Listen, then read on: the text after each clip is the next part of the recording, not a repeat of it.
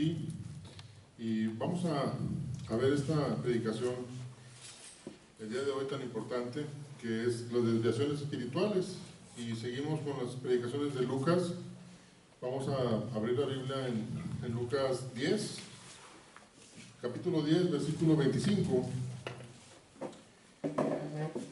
Y esta parte de la Biblia tiene de las historias más conocidas del Señor Jesús, ¿verdad? Por ejemplo, el buen samaritano, la parábola del buen samaritano, la historia de Marta y María, la oración del Padre Nuestro.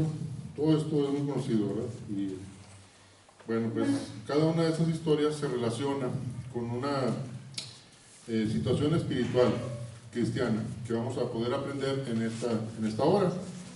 Y aparte de aprender eso, ver los caminos falsos que pueden engañar a los creyentes, algunos creyentes.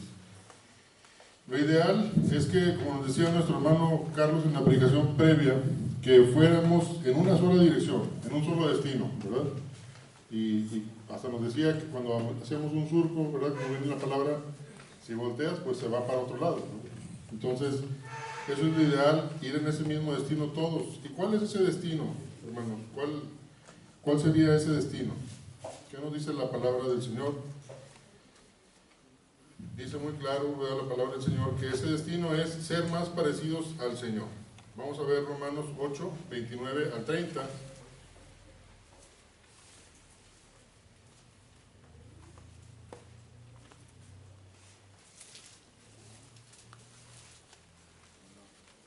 Dice, fíjense bien,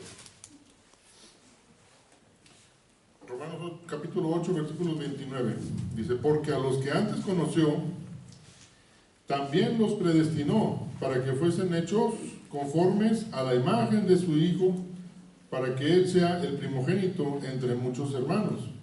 Y a los que predestinó, a estos también llamó, y a los que llamó, a estos también justificó, y a los que justificó, a estos también glorificó. Y si vemos bien el versículo, dice: porque a los que antes conoció, también los predestinó. Y ahora sí, ¿para qué? Para que fuesen hechos conformes a la imagen de su Hijo. ¿Sí? Está muy claro para qué nos hizo Dios, ¿verdad? Para que fuéramos conformes a la imagen de su Hijo. Y todos estos pasos pues se van dando paulatinamente. Quisiéramos a veces que fueran rápido, ¿verdad? Pero la mayoría de las veces es poco a poco. Aunque, por ejemplo, tenemos ejemplos del apóstol Pablo, ¿verdad? Donde, ¡pum!, púncateles de repente del caite del caballo y se quedó ciego, ¿verdad? Por un tiempo, y fue un cambio brusco. Pero también, y lo más frecuente es que Dios tiene misericordia de nosotros, nos va transformando poco a poco, ¿verdad?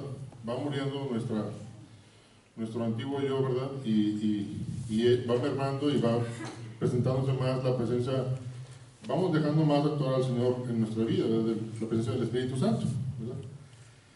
Y vamos cada vez pensando más como Él, vamos sintiendo más como Él, vamos viendo las cosas como Él las ve y siendo más como Él. Y así que si de repente te dicen: ay, oiga, usted o usted, señorita, o usted, joven, usted, señor, qué bueno es usted. No eres tú, es el Señor en ti, ¿verdad? Eso hay que decírselo a la gente, porque que no se queden con la idea de que la moralidad, la bondad viene de parte de nosotros. Hay que exaltar el nombre de nuestro Señor siempre que haya oportunidad, ¿verdad? Porque a veces se nos va la onda en ese aspecto. Y lo importante también es que el Señor sigue haciendo esto, ¿verdad? No es una simple moralidad, es transformación. Transformación. Y eso lo vemos en Romanos 12:2. Dice: transformaos por medio de la renovación de vuestro entendimiento. Este versículo se lo compartió un amigo y hasta me repitió: oye, a ver, ¿dónde dice eso? ¿Dónde? Aquí mira: transformaos por medio de la renovación de vuestro entendimiento. Y eso es lo que el Señor, desde que le conocimos, pues nos va haciendo cada día, ¿verdad?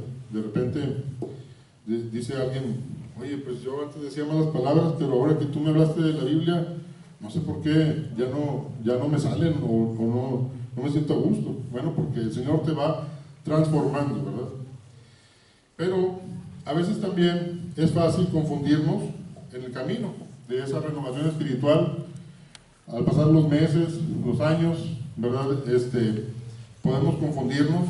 Y acuérdense lo que dice la palabra de Dios: engañoso es el corazón más que todas las cosas, y perverso. ¿Quién lo conocerá? Entonces es fácil apartarse de camino, ¿verdad? Es fácil del camino de Dios, irnos por rutas desviadas. Si al ratito tienen la oportunidad, pregúntenle a mis papás un viaje que hicieron a Luisiana una vez, cómo se perdieron. Les va a quedar muy claro lo que es agarrar una desviación que no debieron haber agarrado, ¿verdad? Pero ahorita no podemos invertir más tiempo en eso, ¿verdad? Pero sí, háganlo cuando tengan la oportunidad, ¿verdad? Y háganlo pensando en este mensaje del Señor, ¿verdad?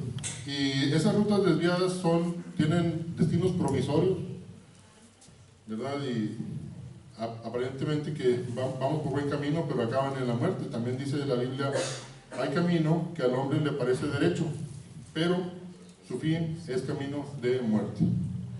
¿Cuáles son los caminos falsos por los que se desvían los cristianos? ¿Cuáles son esos caminos falsos por los que se desvían los cristianos? Bueno, ahorita vamos a orar y ahorita vamos a entrar de lleno al tema, ¿verdad? Vamos a orar. Pues Señor, Padre nuestro, pues te pedimos que tú nos guíes en esta hora. Te suplicamos, Señor, que lo hagas.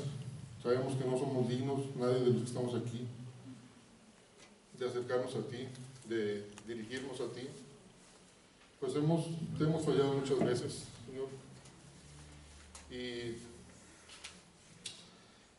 como quiera estamos conscientes, Señor, de que tú eres un Dios amoroso, y te agradecemos. Te agradecemos, Señor, por lo que has provisto este camino para nosotros. Te agradecemos por tu amor, como cantábamos hace ratito, por tu misericordia, por tu perdón. Gracias, Señor, porque nos cuidas también y provees de nuestras necesidades. Muchas gracias, Señor, por tu Hijo Jesucristo, que vino a buscar y a salvar lo que se había perdido. En el nombre de Cristo, amén. Guíanos. Y pues este tema es muy amplio, ¿verdad?, de desviaciones espirituales, pero no nos vamos a divergir tanto porque nos vamos a ir viendo lo que dicen las Escrituras. Y tomamos 3 puntos: el activismo, la indecisión y las ilusiones. Son las 3 desviaciones que vamos a ir analizando aquí en la Biblia, ¿verdad? ¿Y de qué se trata el activismo? Pues es una de las nociones humanas que tenemos todos arraigadas, muy arraigadas, en lo más profundo. Curiosamente, cuando nos dan un regalo, ¿qué hacemos? Pues lo tomamos, ¿verdad? Y pues muchas veces hay personas que lo rechazan. Pero con Dios, generalmente lo rechazamos. Dios nos está dando el regalo de la salvación. O sea, solamente tenemos que aceptarlo, y ahí es donde a veces lo rechaza la persona, el ser humano. La persona siente que debe hacer algo para merecer el perdón de Dios. Y esto viene muy ejemplificado también aquí en la palabra del Señor, en lo que vamos a ver, ¿verdad? Dijimos que era Lucas 10, 25, ¿verdad? Y viene tan ejemplificado porque un intérprete de la ley, que en aquel entonces era como un abogado ahorita, ¿verdad? Se le acerca al Señor y le hace una pregunta. Dice: ¿haciendo qué cosa heredaré la vida eterna? Y entonces, pues la pregunta, pues de primera instancia estaba media mal, porque no se tiene que hacer nada para heredar. O sea, si una persona tiene un padre rico, millonario, y el padre fallece, ¿qué tiene que hacer él para heredar eso? Pues nada más es que tiene que ser su hijo, ¿verdad? Pero no que tiene que hacer algún trabajo específico. Entonces, este hombre quería ponerle una trampa al Señor, y le contesta el Señor Jesús con otra pregunta, porque antes también los maestros antiguos tenían esa práctica, ¿verdad? De que le preguntaban algo, ¿y tú qué piensas? Le regresaban la pregunta para que el otro también analizara lo que pudiera responder y entonces también responder. Entonces Jesús le contesta con otra pregunta, le dice, ¿cómo lees? ¿Cómo lees? ¿Cómo lees tú, verdad? El hombre respondió correctamente, citando el corazón de la ley del Antiguo Testamento. ¿Y qué es lo que dice ese mandamiento tan central para los judíos de aquel entonces? Amarás al Señor tu Dios con todo tu corazón y con toda tu alma y con todas tus fuerzas y con toda tu mente, y a tu prójimo como a ti mismo. Y es muy difícil eso, porque de hecho nadie puede cumplir ese mandamiento, esos mandamientos al 100%. Si se fijan, dice con todo tu corazón, con toda tu alma, con todas tus fuerzas, con toda tu mente. Por ejemplo, habrá personas que les gusta mucho las cosas de Dios, con la mente, ¿verdad? Analizarlas todas y bien bonito todo, pero el corazón a lo mejor no lo han cedido a Dios todavía. O a lo mejor hay personas también que tienen muy buen corazón, pero a la hora de amar a Dios con todas las fuerzas, no lo hacen. O viceversa, tienen fuerzas, tienen mente para hacerlo, pero el corazón no lo tienen enfocado en Dios. Entonces, es prácticamente imposible poder llegar a hacer de hecho es imposible en nuestras propias fuerzas. Y más dice, y a tu prójimo como a ti mismo.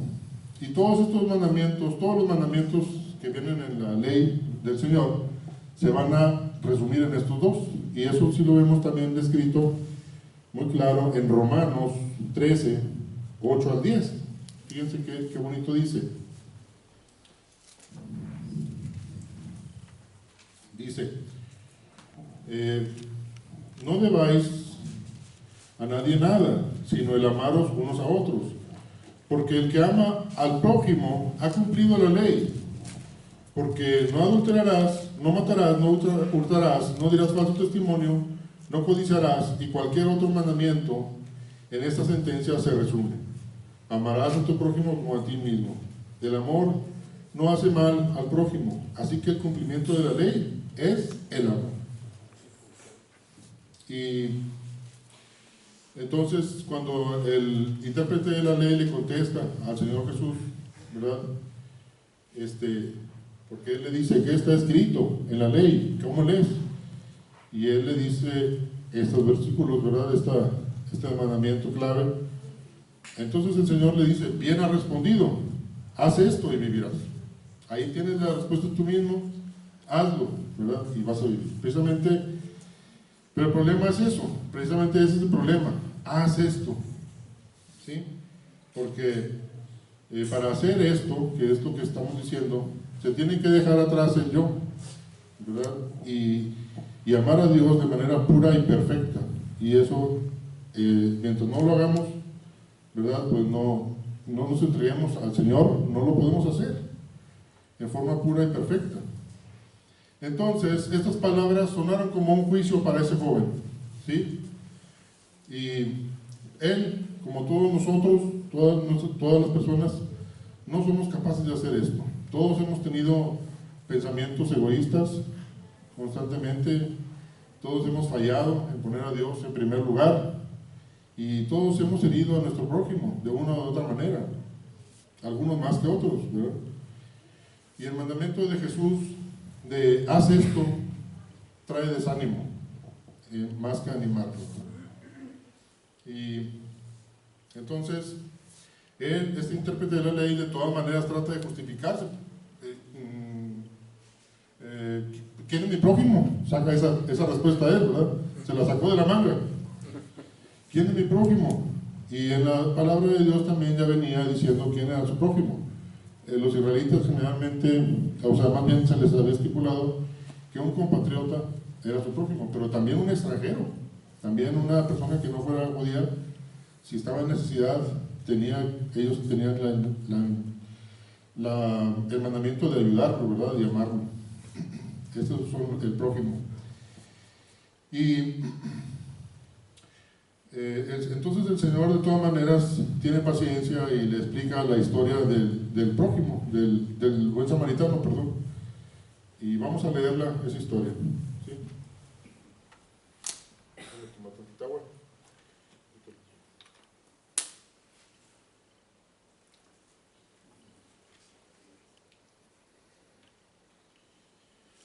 Dice, un hombre, esa es la historia que el Señor le cuenta para que sepa quién es su prójimo. Un hombre descendía de Jerusalén a Jericó y cayó en manos de ladrones, los cuales le despojaron e hiriéndole se fueron, dejándole medio muerto. Aconteció que descendió un sacerdote por aquel camino y viéndole pasó de largo. Asimismo un levita, llegando cerca de aquel lugar, viéndole pasó de largo. Pero un samaritano que iba de camino vino cerca de él y viéndole fue movido a misericordia. Y acercándose, vendó sus heridas, echándoles aceite y vino, y poniéndole en su cabalgadura. Lo llevó al mesón y cuidó de él. Otro día, al partir, sacó 2 denarios y los dio al mesonero, y le dijo, cuídamele, y todo lo que gastes de más, yo te lo pagaré cuando regrese. Eso fue la historia del buen samaritano.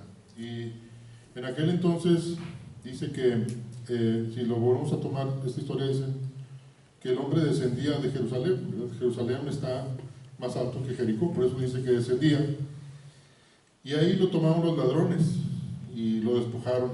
Antes las personas a veces solamente tenían un juego de ropa, ¿verdad? Y el ver a alguien, estaban ahí acechándolo, ¿verdad?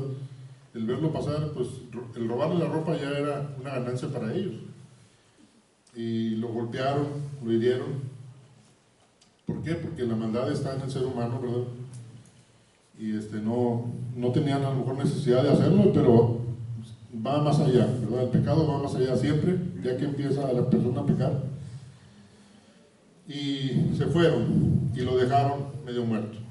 Y como estaba medio muerto, entonces pasa un sacerdote, y ese sacerdote, ellos tenían un mandamiento de que no podían acercarse a un cadáver, ¿verdad? Era lo peor, contaminarse con un cadáver. Entonces el sacerdote también dice aquí que también descendía, ¿verdad? O sea, venía de Jerusalén. A lo mejor él ya había cumplido sus funciones, no tenía una prisa para ir a cumplir algo de sus funciones a Jerusalén, venía de regreso. Pero no se paró, no por la prisa, no se paró porque eso que les estoy explicando de no contaminarse, ¿verdad? Él no sabía si estaba muerto o no, pero por sí o por no, mejor no me arriesgo, y para no contaminarme y seguir al pie de la letra la ley, ¿verdad?, fariseica, prefiero mejor no ayudarlo. Y cayó en ese error, ¿verdad?, de no ayudarlo. Y después pasa un levita, que los levitas pues tenían menos riguroso ese mandamiento, ¿verdad? Pero también tenían esa noción, y por eso ese levita también no se detiene a ayudarlo, pasa de largo también. Y luego ya viene un samaritano, y este samaritano finalmente sí es el que lo ayuda, ¿verdad? Y fíjense qué curioso cuando le dice el Señor al último, en el versículo 36, le dice, ¿quién pues de estos 3 te parece que fue el prójimo del que cayó en manos de los ladrones? Y él le dijo, el que usó de misericordia con él. O sea, no le dijo el samaritano, porque ni siquiera querían mencionar el nombre. Para ellos, los judíos, esas personas no, ¿verdad?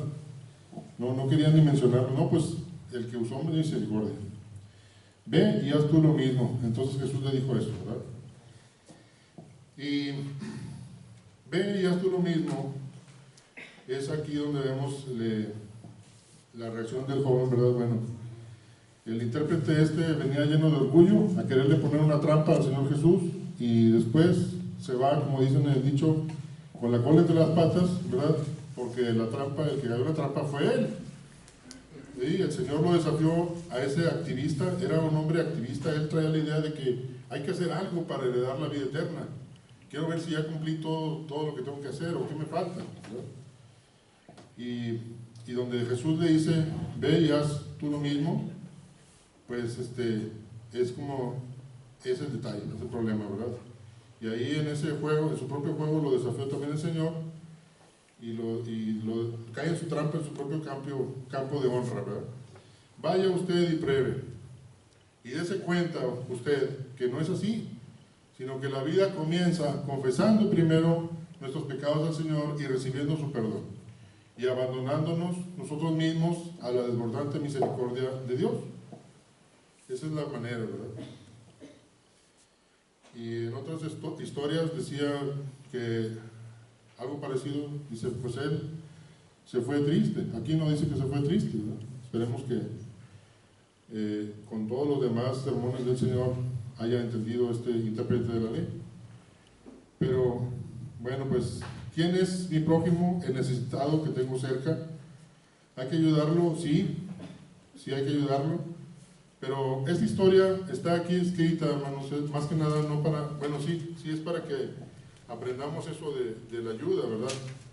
Pero no, está escrita con el fin de que se muestre lo inútil que es tratar de heredar la vida eterna mediante el esfuerzo humano, ¿sí? Esa fue la intención. Y este intérprete de la ley ejemplifica a un activista. Acuérdense que estamos en la primera desviación espiritual, que es el activismo, el querer hacer cosas por Dios, ¿verdad? Pero querer hacer cosas por Dios, pero cuando tenemos pecado y que no lo hemos puesto delante de Dios para repetirnos delante de Él y seguir haciendo cosas espirituales, ¿verdad? Ese es el activismo. Es una desviación espiritual. Y este activista, este intérprete de la ley ejemplifica perfectamente al activismo. Lo que hace un activista es distorsionar la salvación, la idea de la salvación, ¿verdad? Y se ve mucho en la gente no creyente del Evangelio, ¿verdad? Pero también en cristianos sinceros podemos llegar a tener esta desviación. Y lo vemos en el caso de Marta y María, que sigue a continuación, ¿verdad? Ahí en el versículo 38, vemos cómo el Señor venía, entró a esa aldea, que sabemos que era Betania, ¿verdad? Si mal no recuerdo. Y ahí estaba Marta, y lo recibió en su casa. Y Marta pues tenía una hermana. Aparentemente Marta era la que se encargaba más de las cosas, como a lo mejor no sé si sería la más grande, ¿verdad? Pero tenía como que ese peso de la responsabilidad del quehacer de las cosas en la casa, ¿verdad? Y cuando viene el Señor, imagínense, con sus discípulos. Antes no había WhatsApp, ¿verdad? No había teléfono. Voy para allá, ¿verdad? No había nada, nada más llegaron. No sabemos si llegaron las noticias antes de que iban a venir. Puede ser, ¿verdad? A lo mejor puede ser. Pero llegó el Señor con sus 12 discípulos y no sé cuántos, a lo mejor otros seguidores, y hay que preparar la comida para ellos. Oye, ¿qué les vamos a dar? Y que esté limpio aquí. O sea, arregla esa silla, ponla allá, ¿verdad? Y un montón de trabajar que les cayó a estas dos hermanas. Y ahí estaba Lázaro, ¿verdad? Pero los hombres a veces no hacemos el quehacer, ¿verdad? Deberíamos también, ¿verdad? No abandonemos a nuestras esposas, hermanos, en ese aspecto. Si podemos lavar un platito de repente, pues, ¿verdad? No pasa nada. Entonces, ahí Marta se apura mucho, y donde voltea, pues ahí está María en los pies de Jesús, del Señor Jesús, ¿verdad? Ah, mira nomás, cómo se sentiría Marta, ¿verdad? Y Marta es un ejemplo de una activista, ¿sí? Y entonces se acerca Marta y le dice, Señor, ¿no te da cuidado que mi hermana me deje servir sola? Dile, pues, que me ayude. ¿Y qué le dijo el Señor? Marta, Marta, afanada y turbada estás con muchas cosas, pero solo una cosa es necesaria, y María ha escogido la buena parte, la cual no le será quitada. Y fíjense, hermanos, que lo que para el Señor, lo que contaba, no era lo que Marta estaba haciendo por Él, ¿verdad? Para Él, María escogió la mejor parte, por haber dedicado tiempo a oírlo. Y algo que les comentaba esta semana es que ya el Señor ya no iba a estar con ellos, faltaban 4 meses o menos para que Él partiera, ¿verdad? O mucho menos, no sabemos. ya iba a ser crucificado, y eran unos tiempos muy valiosos, ¿verdad? Y no es de que estuviera mal que preparara Marta eso, ¿verdad? Pero lo más importante era lo espiritual en ese momento. Y el activismo precisamente lleva solamente a la frustración que María sintió, perdón, que Marta sintió mientras María estaba ahí, ¿verdad? A los pies de Jesús, ¿sí? Ella estaba acá afanada, frustrada, ocupada y apresurada, y mientras ella estaba haciendo eso por agradar al Señor, resulta que la que estaba más cerca era María, y estaba más cerca del Señor, del Salvador.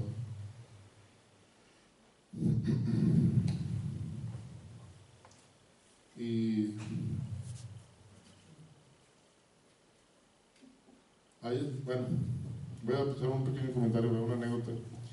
Tenemos una hermana de mucha confianza, no voy a decir el nombre de mis papás y mía, y es muy claridosa a veces, ¿verdad? Y esa hermana, una vez estábamos cenando, y no sé por qué ella dijo, a lo mejor yo le estaba diciendo cosas del estudio de la Biblia, ¿verdad? De la palabra, y muy emocionado a lo mejor, ¿verdad? Y esta hermana me dijo, no hombre, mira, como que se fue mucho en esa situación precisamente. Mira tu papá, a lo mejor está más cerca de Dios que tú, y que tú estás bien apurado ahí, ¿verdad? Entonces, pum, que también me fui para atrás, ¿verdad? Y es lo mismo, ¿verdad? Es el activismo. Hay que darnos cuenta, hermanos, qué bonito es que participemos para Dios, ¿verdad? Nos llenamos de gozo, pero también cuando estamos tan afanados, y sobre todo cuando no hemos arreglado la situación espiritual con Dios en otros aspectos, ¿verdad? Pues ahí ya estamos desviándonos, ¿sí? Entonces, para ese activismo, ¿cuál es la alternativa de Dios? Si no debemos crecer en nuestro propio esfuerzo, ¿cuál es la alternativa? Pues una actitud de dependencia, ¿verdad? Y esto nos lo muestra la oración del Padre Nuestro, que es la que viene a continuación, que les enseñó a sus discípulos, ¿verdad? Y vamos a leerla ahí en el 11, 2 a 4. Y les dijo, cuando oréis, decid, Padre nuestro que estás en los cielos, santificado sea tu nombre, venga tu reino, hágase tu voluntad como en el cielo, así también en la tierra. El pan nuestro de cada día, dánoslo hoy, y perdónanos nuestros pecados, porque también nosotros perdonamos a todos los que nos deben. Y no nos metas en tentación, mas líbranos del mal.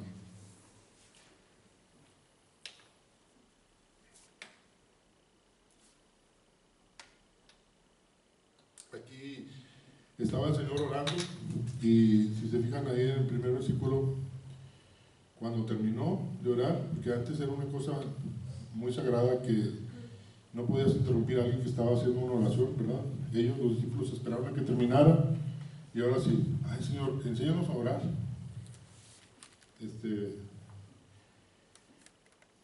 Había como una oración estándar en aquel entonces, y cada maestro la acentuaba en ciertos aspectos, ¿verdad? La minoraba, la resumía, y esa era como que la versión de cada maestro. Entonces, le dicen al Señor Jesús, enséñanos a orar.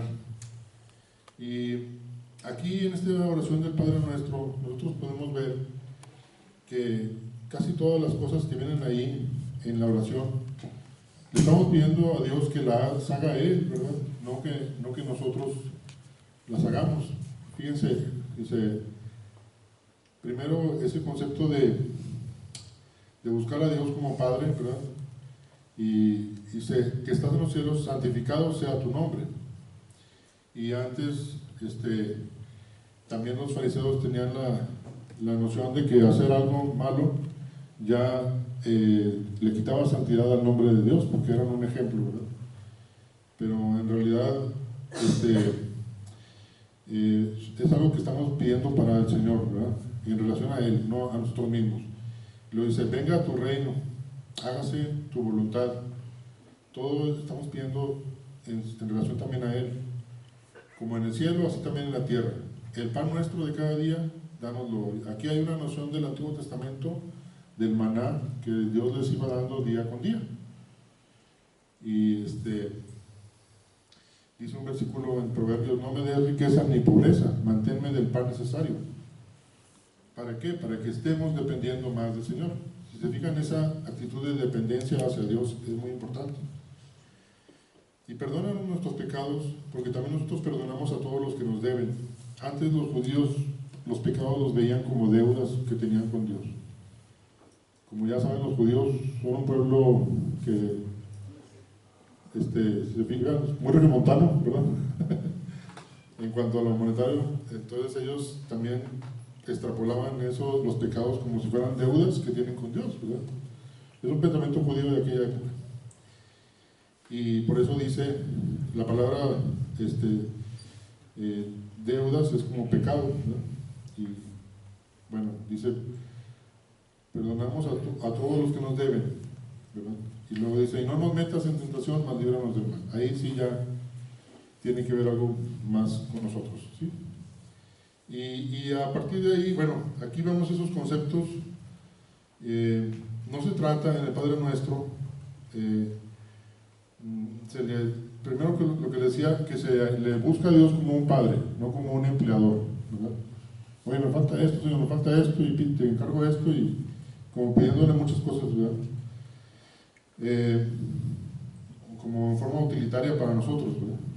Y no se trata de hacer algo para Dios también. Aquí podemos descansar en esta oración, precisamente.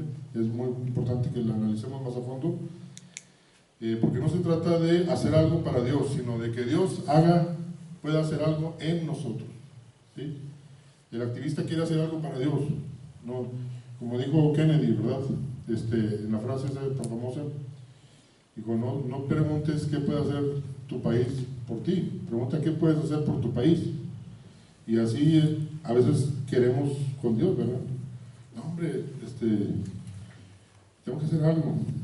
Y bueno, los siguientes versículos después del Padre Nuestro, desde el versículo 11-13 hasta el 11-13, hablan también de la oración y refuerzan esos conceptos de persistir en la oración. Hubo un artista que ya falleció, un cantante mexicano, que dijo que no había que orar, ¿verdad? Y que como que no sé dónde sacó esa teología, ¿verdad?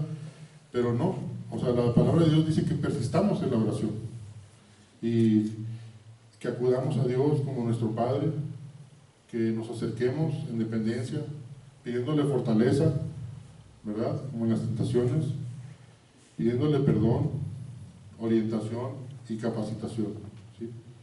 Para que Dios obre un cambio en nuestras personalidades. Y hay que recordar siempre que el camino del activista tiene un final trágico. El activista se va a cansar y se va a apartar. Es un final trágico, ¿sí? En cambio, el camino de la transformación espiritual es el camino de depender totalmente de Dios. Y eso, depender de Dios, no cansa, ¿sí?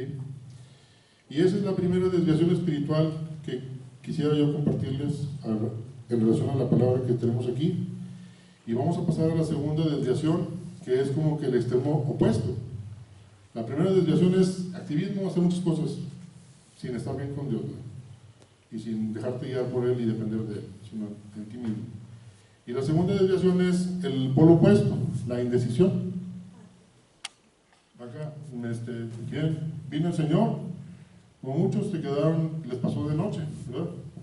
No reaccionaron, o reaccionaron mal.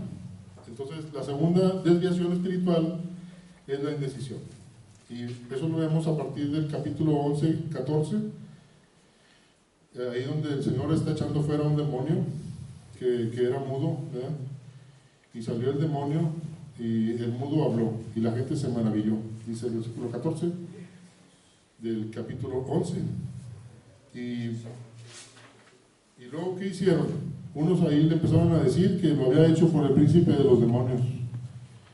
Y el Señor pues les empieza a contestar, les empieza a responder, ¿verdad?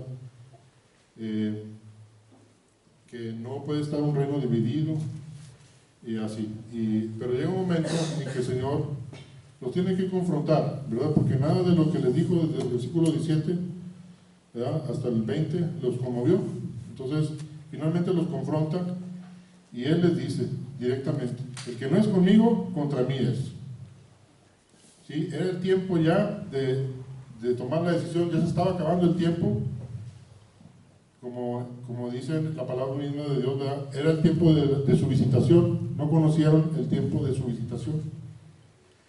Y así, cada uno de nosotros tenemos en nuestra vida, somos como Jerusalén, ¿verdad? Tenemos un tiempo de la visitación donde Dios nos habló. ¿Lo aceptaste, lo reconociste en ese momento? O hay personas que nunca lo reconocieron y pues no conocieron el tiempo de su visitación. Vendrían siendo como la generación de Jerusalén, de aquel entonces en Jerusalén, que finalmente pues fue destruida en el año 70, ¿verdad? Ya no quedó más. Y entonces el Señor los confronta, dice, el que no es conmigo, contra mí es. ¿Por qué? Porque sí había gente que seguía a Jesús, que estaban alrededor de Él y que veían que todo lo que Él hacía era en dependencia de su Padre. Sí había personas, como sus discípulos, ¿verdad? Pero muchos también de ellos siguieron indecisos y perdieron la oportunidad de tener esa vida nueva, ese cambio en sus vidas, esa transformación. Y bueno, pues sus enemigos, ya dijimos lo que estaban diciendo de Él, y el tiempo ya se estaba terminando. Ellos ya tenían que escoger, y así pasa con Dios. Tenemos que tomar un partido, lo vamos a seguir o no. No podemos estar indecisos ya, ¿verdad? La indecisión, esa es la segunda desviación espiritual y va a deteriorar la vida cristiana. Llegar a recibir a Jesucristo como Salvador es el comienzo, ¿verdad? Pero no termina ahí. Tenemos que reconocerlo como Señor y decidir por el discipulado. ¿Y qué pasa? Pues tenemos la tendencia a retraernos, ¿verdad? Y como dice el dicho, recostarnos en nuestros laureles. Pero no hagamos eso nosotros, hermanos, porque caeríamos en una vida sin propósito, ¿verdad?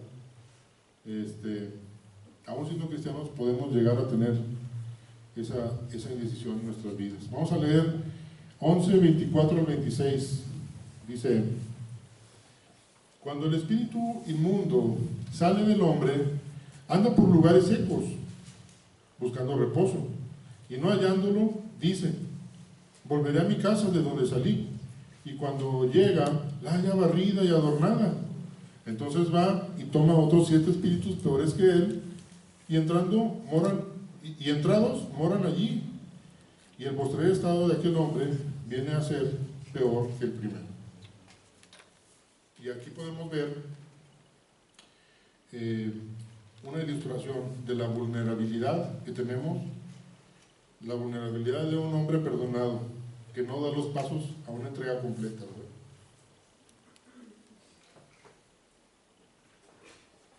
Se limpia su vida, se limpia todo. Lo estaba equiparando aquí en una casa, ¿verdad?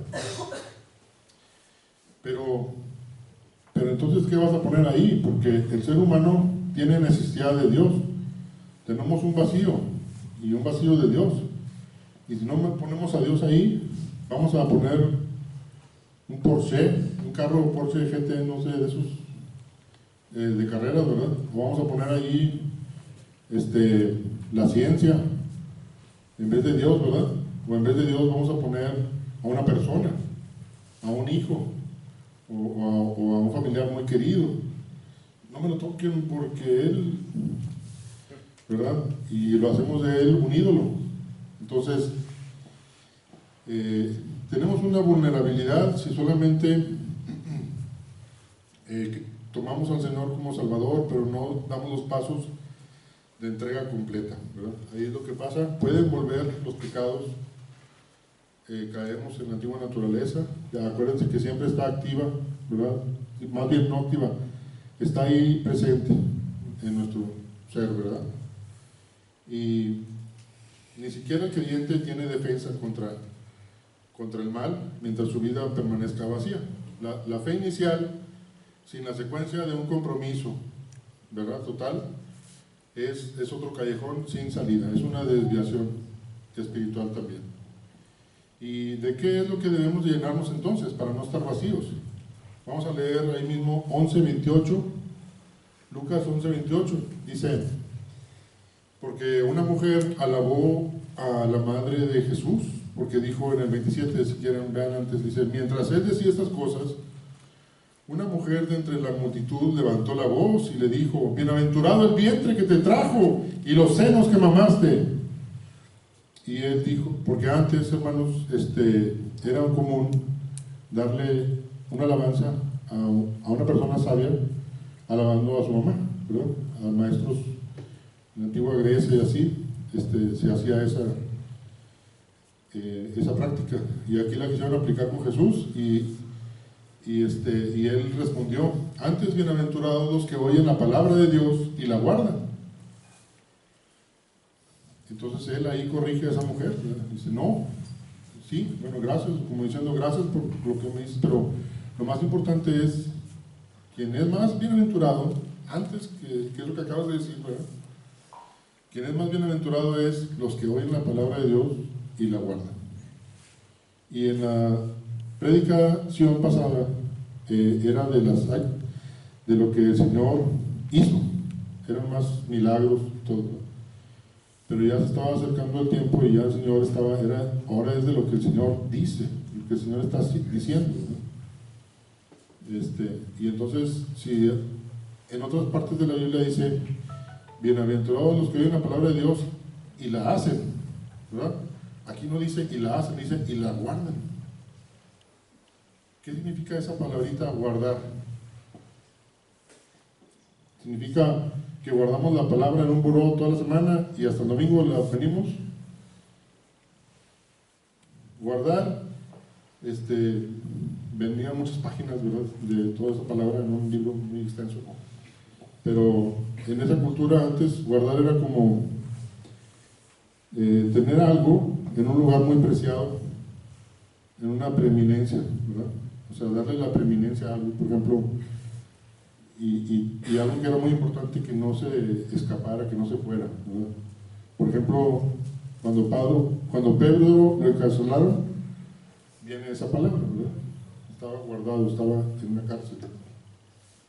Entonces, y así, ¿verdad? Hay varios, pero el concepto era que es algo muy importante, que tenemos que darle la importancia, valga la redundancia, pero guardar la palabra pues es fomentar a lo mejor su estudio, es que nosotros tengamos un amor por ella, por su cultura, la cultura de la Biblia, que tengamos un interés, ¿verdad?, por promoverla, por promover las palabras de Dios con la gente, que no nos dé vergüenza, ¿verdad? Que la Biblia sea en todos nuestros días entre semana nuestro patrón de vida, que la estemos siguiendo continuamente, ¿verdad? Y bueno, eso era guardar la palabra. Y créanme, hermanos, que nosotros estamos como iglesia de IBUC, necesitamos guardar la palabra en esta generación, ¿verdad? Que estamos, pues, nosotros y más iglesias, ¿verdad? Tenemos esa misión de guardarla y estarla mostrando a la gente a nuestro alrededor, de que es importante, de que no quede olvidada como aquel entonces que se quedó perdida, empolvada allá en un templo que estaban reconstruyendo, ¿verdad?, arreglando, y estaba perdida hasta que la encontraron, porque movieron otro mueble, ¿verdad?, y ahí estaba el rollo todo empolvado. En los siguientes versículos 29 a 32, el Señor Jesús les advierte a sus oyentes sobre la indecisión, y ahí habla de la reina de Saba y de los hombres de Nínive, y ellos se arrepintieron. La reina de Saba vino desde tierras muy lejanas a escuchar a Salomón, y los hombres de Nínive se arrepintieron cuando Jonás les predicó un mensaje muy sencillo: arrepítanse, y se arrepintieron. Pero los judíos del tiempo de Jesús, no, por más palabras que el Señor les dio, muchos no se arrepintieron. Entonces, la incertidumbre e indecisión tiene un costo muy terrible, y podemos perdernos en nosotros mismos, en este mundo, y nunca saber lo que significaba ser transformados. ¿Sí? El Señor nos dijo, sígueme, y espera que le sigamos. Y aquí termina la segunda desviación. Y la tercera desviación son las ilusiones. Y aquí eso significa ver y juzgar las cosas distorsionadamente, ¿verdad? Porque a veces Proverbios 23:7 dice, porque cuál es su pensamiento, es su corazón. Tal es él, ¿verdad? Perdón. Porque cuál es su pensamiento en su corazón, tal es él. Perdón, eso es este versículo. Y también hay un dicho mexicano que dice, el león cree que todos son de su condición. ¿Sí? Y eso significa que estamos viendo las cosas desde nuestra perspectiva como nosotros somos. Y por ejemplo, las personas cuando están en pecado, todo lo verán desde esa perspectiva. Llámese orgullo, lascivia, codicia. Por ejemplo, si alguien es muy orgulloso y tú estás platicando con él tranquilamente, alguna frasecita que te pueda detectar de lo que sea, él la va a tomar como que lo estás ofendiendo su orgullo, ¿verdad? O viceversa, o así con los diferentes pecados, ¿verdad? Por ejemplo, con la lascivia, cualquier cosa que diga, mira esto, te lo toma en doble sentido, ¿verdad? Y cuando es la codicia, está con las antenas paradas para ver qué puede obtener de ti esa persona, ¿verdad? Todo lo va a ver desde esa perspectiva que está él teniendo ese pecado. Esas son las ilusiones y nosotros como creyentes a veces también podemos caer en esas cosas, ¿verdad? Lo dijimos desde la primera predicación de este año, ponte las gafas de Dios, ¿verdad? Vamos a ver las cosas desde la forma de ver de Dios. Y aquí lo explica el Señor con el ejemplo de la lámpara y el ojo. En Lucas 11, 33 al 36, dice, nadie pone en oculto la luz encendida, ni debajo del almud, sino en el candelero, para que los que entran vean la luz. La lámpara del cuerpo es el ojo. Cuando tu ojo es bueno, también todo tu cuerpo está lleno de luz. Pero cuando tu ojo es maligno, también tu cuerpo está en tinieblas. Mira pues, que no suceda. Mira pues, no suceda que la luz que en ti hay sea tinieblas. Así que si todo tu cuerpo está lleno de luz, no teniendo parte alguna de tinieblas, será todo luminoso, como cuando una lámpara te alumbra con su resplandor.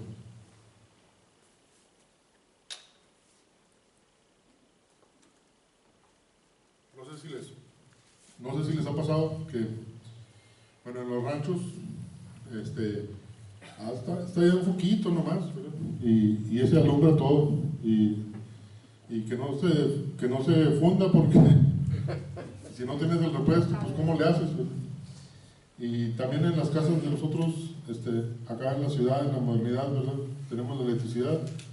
Ya ni nos damos cuenta de la luz, seguimos con nuestras actividades, ya son las 6, 7, como que ya se ve oscurito, le picas y sigues con tu vida normal, ¿verdad? Y a lo mejor allá los niños están en un cuarto y la esposa en otro, haciendo otra cosa, y tú en otro, y cada quien en su mundo, y se va la luz, se fue la luz. Caray, ¿qué hacemos? Todos nos vamos a la sala, trate la velita, ponla, y a convivir, ¿verdad? Lo que no estamos haciendo cuando estaba la tecnología, ¿verdad? Bueno, pues así antes pasaba, ¿verdad? Porque en las casas israelitas, las casas eran de un solo jacalón, un cuartote grande, y ahí ponían una velita, ¿verdad?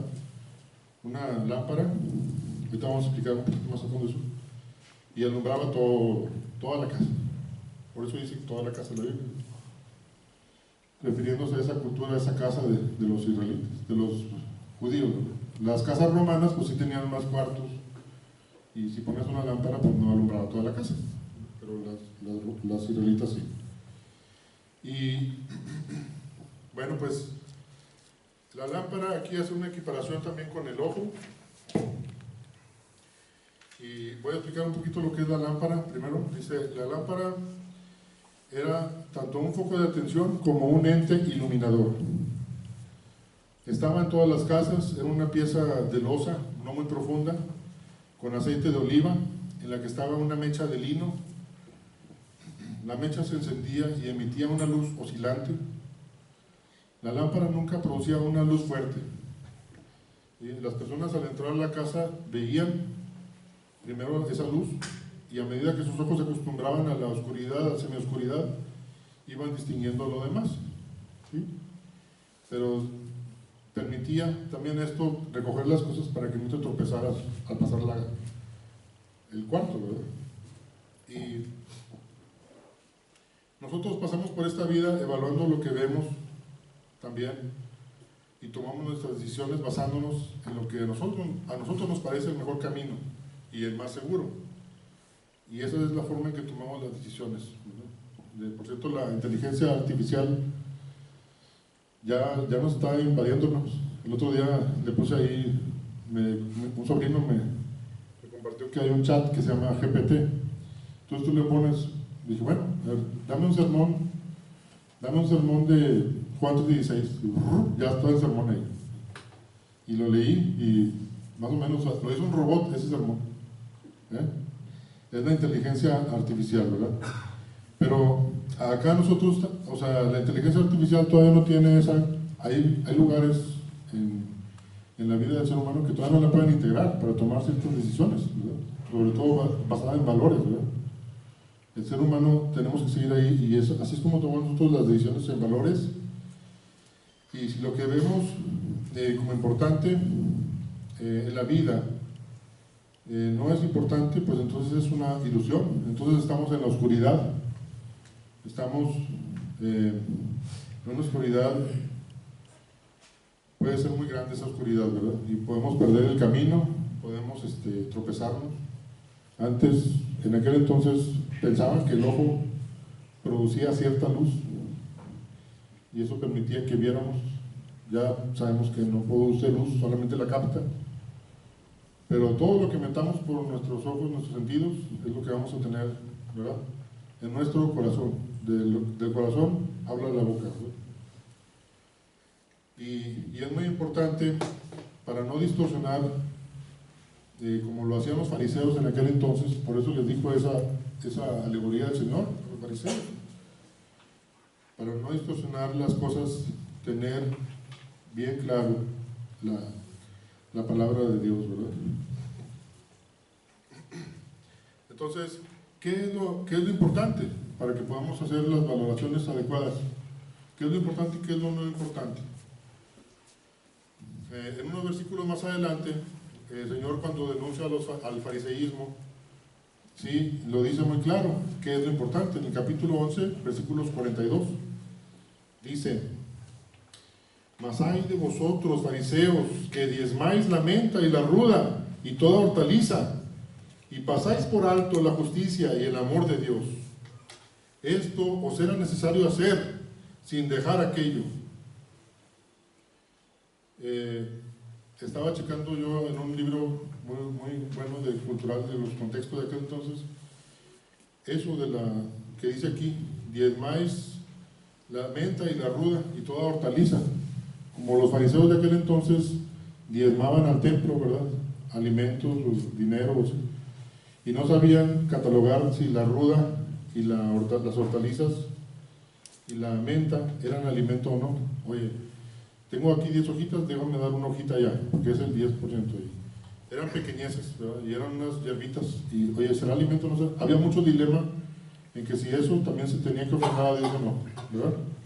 Y un detallito acá, y te pasas las horas y las discusiones grandes con los sabios respecto a que si la ruda y las hortalizas y la menta se pueden donar o ¿cómo se dice? Diezmar o no, ¿verdad?